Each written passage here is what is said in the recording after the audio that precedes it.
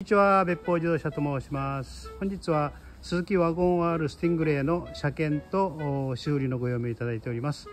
工藤さん、まず車検はだいたい症状わかるんですが、はい、不具合の部分はどういうところですか？はい、このリアゲートが、上げた時に、手を離すと下がってしまうということで、こっちのショックがあるんじゃないかなというのを、そうですね、説明しています。そこがもう、古くなって多分経年劣化で言うこと聞かなくなってるんでしょうね。